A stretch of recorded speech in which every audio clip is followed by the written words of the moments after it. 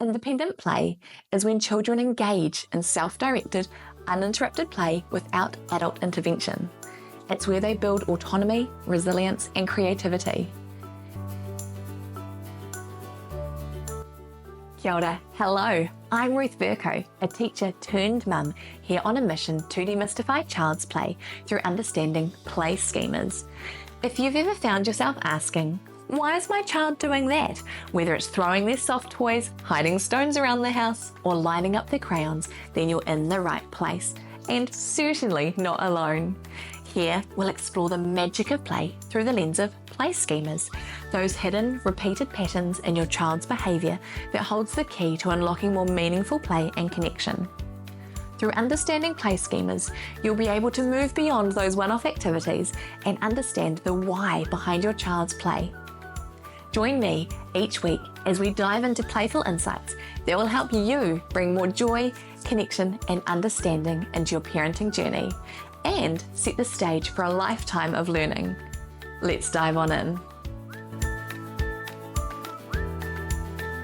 Hello and welcome back to the Demystifying Child's Play podcast. I'm Ruth Verco and I'm so excited to have you here today.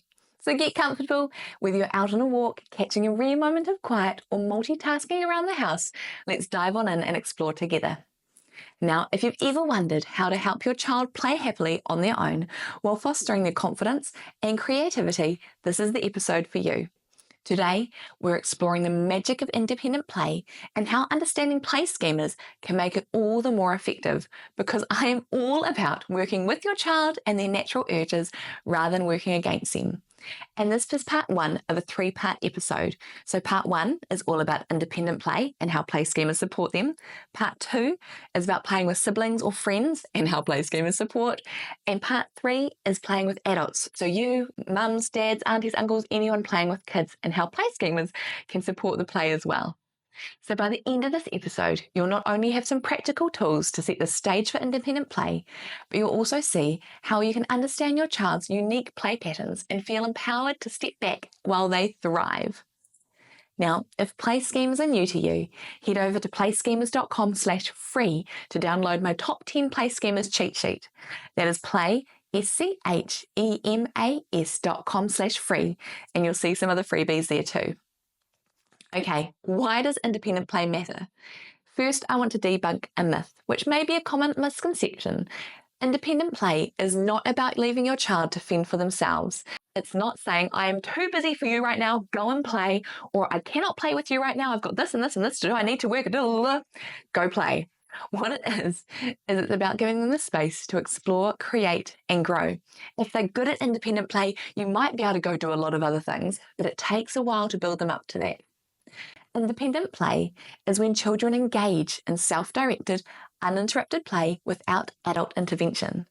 It's where they build autonomy, resilience, and creativity. Now, if you've been listening along to the podcast, you'll know that play has so many benefits, and independent play just as much as playing with others. For cognitive abilities, it gives them so much cognitive growth. Independent play can be like a workout for their brain, enhancing their problem solving, focus, and critical thinking. Just think about it. When you're with them, they can ask you questions and you answer them straight away, not giving them the chance to think on their own. When they're playing independently, they've got to try and problem solve and work that wonderful brain of theirs. It can help them with emotional regulation as they learn to handle their big feelings and building patience during their playtime. Maybe when that tower's fallen over again, maybe when they can't quite connect something, they've got these big emotions and they're learning to work through it. And of course, you've been modelling working through emotions beforehand as well.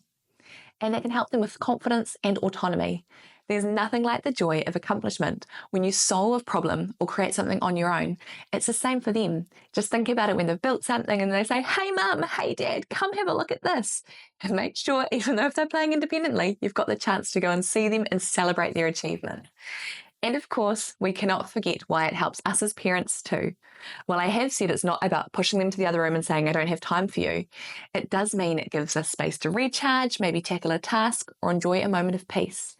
But again, you may need to work up to this. And I'm all about being able to have my hot drink hot. And maybe with a sneaky chocolate biscuit out of view of my kids, that's an added bonus. So once they can play independently, you've got a lot more flexibility and freedom. And when they're happy, I'm happy. And when I'm happy, they're happy. It's a win for everyone. Okay, so what are play schemas? They're a blueprint of how your child plays, patterns of behaviour that shows how they explore and learn. So, for example, have you ever noticed your child spinning objects or lining up cars? Both of those are play schemas in action. If you'd like a more detailed explanation of the top 10 play schemas, listen to either episode 2 or 4, where I cover play schemas and what they are learning and go through them. Or just grab the freebie at playschemas.com/free. So just quickly thinking of a couple of common play schemas. Trajectory is the one that we see a lot of, which is the throwing, dropping, or pushing objects down ramps. There is the transporting, which is moving items around in baskets or containers, and enclosing, where you build enclosures with blocks or wrap things up. Okay, so how do schemas support independent play? When you understand your child's schemas, you can offer them activities that truly engage them. So what I am about is engaging children, not just entertaining them. When you're engaged, they are with it for longer and they're doing so much more learning and having so much more fun. Entertaining might entertain them for a little bit, but generally they lose interest quickly. This is why I'm all about having different toys that they can play with together. Now, I do love a really good Pinterest sensory tub that you've got some water and you've got maybe some rocks and animals that can swim around together. And if they're not into that, they'll be entertained for a little while, but then they'll be done. And then you're thinking, cool, that was half a cup of tea and no chocolate biscuit. When you're working with the schema they're working through, you can set something up, whether it's literally just getting out some dinosaurs and some pillows, and they could be entertained for hours. So knowing their schemas really helps prolong their independent play, which means 1, 2, or 3 chocolate biscuits for you. So for example, if you've got a trajectory kid and the lovely sensory tub, all they're going to want to do is throw all the rocks out, and when they've all thrown out, they're done. What they might enjoy is maybe some ramps that went into that tub and some balls to go down so they can do it again and again and again. Or maybe a transporting child may enjoy having multiple buckets where they can put things from one to another, to another, to another, and maybe a cart or something that they can transport them between. Or an enclosing kid might love boxes or blankets or building forts, or maybe some tubes or maybe some boxes that they can hide things under the water. So you just think about how one little change, understanding that schema, can really help getting them engaged in it and not just being entertained by it. Okay, so if we want to set the stage for independent play, one of the first things is you do not need to have a fancy playroom. If you've got a playroom, awesome. I'm sure you stand on a lot less things in the lounge than I do. But all you need is a safe, child-friendly space. It could be a corner with a playmat, and you need to know that only a few toys are needed. You don't need heaps. For us, we've got a space in our lounge downstairs, and we've got a space near our bedrooms where our children can play. Near our bedrooms, we've got a line on the floor, which I might show you this week on Instagram. So check out at play_schemas. And my children know that the toys are only allowed on one side of the line. This is purely because at night, I don't want to be walking on toys as I go to the bedrooms. And one thing I'm quite keen on is not having to tidy up at the end of each day in certain spaces. In the lounge, if we've got friends coming over, we do collate our toys a bit more. But sometimes when the children are in their schemas and they're working on something, if you pack them up halfway through, it just really loses their flow and they lose their mojo. But being able to leave things out maybe 1, 2, 3 days, maybe a week or more, they can build on their play. Again, more on this in another episode, so let me know if you want to know more about building on play. But having spaces where they can play freely is really important. Now also, I've mentioned before, is having open-ended toys. So you might think blocks or dress-up clothes, art supplies, maybe sensory materials like Play-Doh. Have toys that spark creativity and keep your child engaged longer. But if you've been to my house, you will know that there are not beautifully curated shelves where I've got all these beautiful, ethically sourced wooden toys. Before I had kids, I thought my space would be like that. Like maybe you had a Pinterest board of these beautiful play setups, which are all natural looking, and had scarves hanging and were all kind of one colour, quite beigey. I realised pretty quickly there were no books in there. But also, I had kids and I saw that open-ended toys, if you mixed them with cars and trucks and dinosaurs, that's when they had lots of playing that went longer and longer and longer. Another thing is decluttering for creativity. Less can really be more in playing, and rotating toys and keeping the space tidy can help reduce an overstimulation and keep playtime fresh. Now, when you hear rotation, don't do what I do and freak out and be like, yep, no, too hard basket. I'm not, again, watching Pinterest and seeing all these beautiful past baskets labeled with week 1 and week 2, or maybe with themes, and they get switched in and out. I don't have the space for storing toys like that, and I don't have the mental capacity for storing toys like that. And quite often our toys are mixed and changed between. What I've done for toy rotation is I found a drawer in my child's room underneath his bed that we weren't using. And so one day when we just needed to do a bit of a declutter because there was toys that I wasn't ready to give away, or he wasn't ready to give away, I put a whole lot of toys in there that he hadn't played with for a while, and they actually stayed in there for ages, so we had less toys out. One day he found that drawer, and so he started pulling toys out again, and then so I just put some different toys back in there. So there's this kind of slight rotation that always goes on. I've also done things like some of our more baby toys get kept away for when we have babies out, and so we just kind of constantly have this little rotation. One thing I'm working on is the giving of toys, because I need my children to know that when the toys are given, they're doing it with a happy heart and I'm not just sneaking them away. So if you're keen to hear more on that, I'm keen to talk about that later, so let me know. You may be listening to this and thinking, cool, this sounds all great, but my child's going to resist this. If your child does struggle to play alone, start small and play alongside them for a few minutes and then gently step back by offering less and less intervention. So by start small, I mean beginning with 2, 5, maybe just 10 minutes of independent play and gradually increasing as they gain confidence and stamina. By playing alongside them, it's when you play with them and then maybe move further away or you just offer less and less intervention. And also, even if they are playing independently, letting them know you're still there. Independent play may start by them playing in one side and you reading your book in the other, or maybe you doing your own art or craft or hobby. Now, if you have an attention seeker, what you can do is you can create a transition object, like a favourite soft toy, or maybe reassure them that you'll be nearby while praising their efforts as you encourage them doing things independently. So it might be they've got their favourite little bear, and you say, I'm going to put Bear next to you so you know that Bear's there if you need them.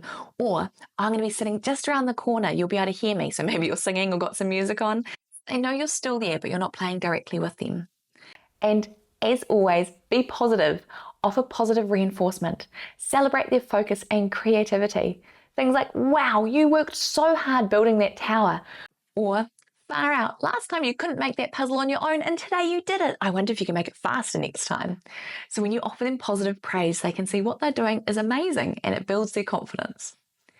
Now, if things are feeling a little bit stagnant, maybe you could introduce some new toys, rotate toys or swap toys with friends, and observe what naturally excites your child and tailor the activities to meet their interests. So for example, in our house, our 3.5-year-old has not had any interest in dinosaurs until just recently. So we're going to be adding some dinosaurs into the play toys.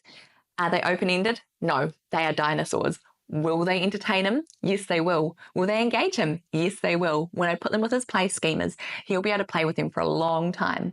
So when you choose toys that really interest them, it can really help with this independent play. Okay, so that again is a lot. We've had to talk about independent play and how it fosters creativity, confidence, and resilience, and how understanding play schemas can supercharge this journey. It can help them stay engaged, not just entertained. So a challenge for you is to observe your child's play and see if you can spot a schema in action. And then try introduce a matching activity or toys that can work with them. And then try step back. And I would love to see how it goes, especially if your child hasn't been very good at playing independently. So if you want more tips and tricks and if you want to see a bit more of our play space, head over to play_schemas on socials or visit playschemas.com/009 for the blog links from today and this episode. And if you've enjoyed this episode, make sure to subscribe so you never miss out on any future tips, strategies, or those aha moments, and share it with other parents or caregivers who are ready to explore the power of play schemas. And as I've just said, I would love to hear your playtime stories, especially if it's related to this week about understanding schemas and helping your child to play independently. If you're trying to celebrate a win or crack the mystery behind a new behaviour, I'm here for it. So next week, as I've said, will be part 2 of the series and we'll be talking about playing with others. So thinking about playing with siblings and friends, and we'll particularly be looking at when play schemas don't work together, so like the disconnecting and connecting. Okay, so until next time, have a wonderful week and remember, today is a great day to play.